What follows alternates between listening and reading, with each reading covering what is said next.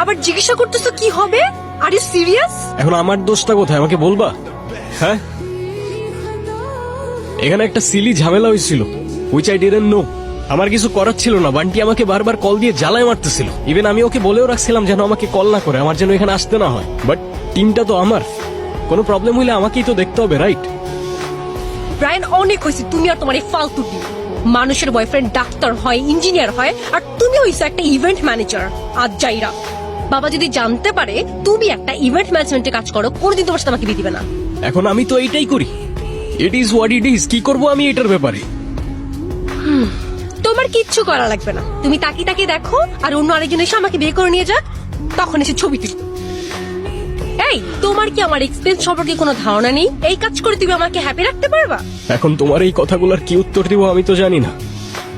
আমি যতদূর জানি, ভালো থাকতে খুব বেশি কিছু তো লাগে না। পকেটে 2 বেলার খাবার, বাসা ভাড়ার খরচটা, আর পাশে ভালোবাসার মানুষটা থাকলেই তো এনাফ হবার কথা না? এই, তোমার এসব ইনস্টাগ্রামের রিলসের ডায়লগ আমাকে শোনায় না। গত 2 বছর একই কথা বলে আসতেছো। বাবা অলরেডি আমার জন্য একটা ছেলে ঠিক করে রাখছে, আর তার বাবা অনেক rich. As soon as possible তুমি যদি ভালো একটা জব আর বিজনেস না করতে পারো, আমার কোনো কিছু করা থাকবে না।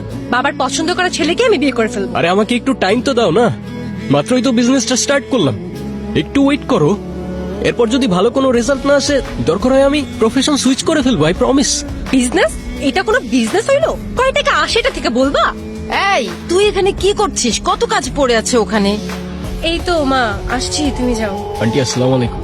ওয়ালাইকুম সালাম। মায়ের সাথে যোগাযোগ করছোস? না। কাউকে পাঠিয়ে মায়াকে একটু আনার ব্যবস্থা কর না মা, প্লিজ। ওকে, দেখতেছি আমি কি করা যায়। আচ্ছা। আচ্ছা শোনো, তোমাকে না বলছিলাম এর আগের বার আমার একটা বোন আছে? হ্যাঁ, ওই তোমাদের ফ্যামিলি থেকে আলাদা থাকে যে। হ্যাঁ, ওকে কালকে হোস্টেল থেকে নিয়ে এখানে নিয়ে আসবা। এমনিতেও বাসার কেউ ওকে পছন্দ করে না, আমিও করি না, কিন্তু মায়ের ফেভারিট চাইল্ড তো, তাই ওকে বিয়েতে আনতেই হবে।